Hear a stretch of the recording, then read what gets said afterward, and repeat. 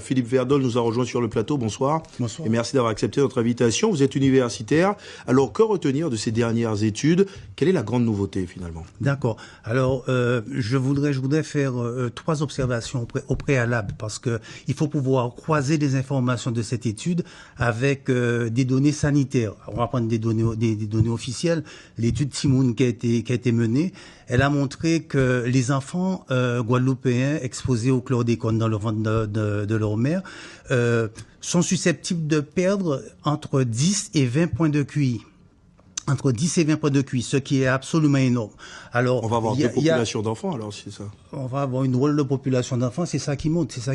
Donc, il y a une autre donnée que je donne sans insister davantage sur la première, c'est que les perturbateurs endocriniens sont susceptibles de provoquer des pubertés précoces. J'ai animé une table ronde au mois d'octobre donc j'avais invité 3 médecins, dont un endocrinologue et 2 pédiatres, dont un spécialisé en endocrinologie pour enfants. Et cette pédiatre a indiqué que dans son cabinet, elle rencontre de plus en plus de puberté précoce. Je lui ai demandé à quel âge. Dès 3 ans, des petites filles sont réglées et sont susceptibles de tomber enceintes.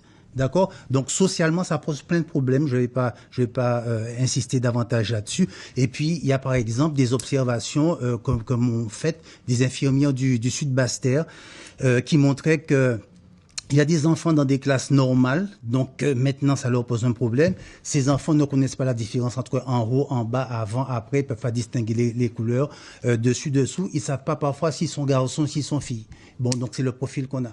Alors, l'étude qu'on va commenter ce soir, elle porte sur la partie denrées animales. Bon, les végétaux ont été mis de côté.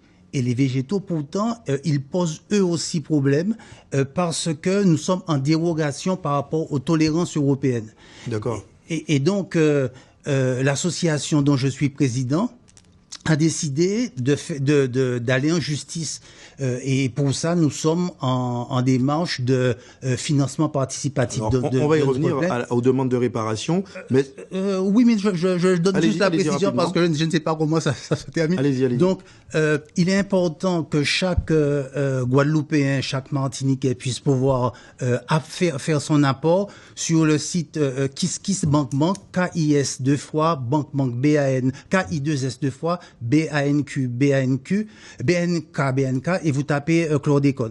Vous pourrez donner quelque chose. On va juste, M. Verdol, revenir sur ces études, parce qu'on a également remarqué qu'on déconseille la consommation de denrées comme les œufs ou encore la chair de volaille provenant des circuits informels, en fait. Alors, nous avons des équipes de recherche à l'université en biologie et qui ont montré notamment que lorsqu'une poule est contaminée, en picorant sur un sol contaminé, elle a tendance à éliminer le chlordécone chaque fois qu'elle pond un œuf, c'est-à-dire que le chlordécone est concentré dans le jaune d'œuf.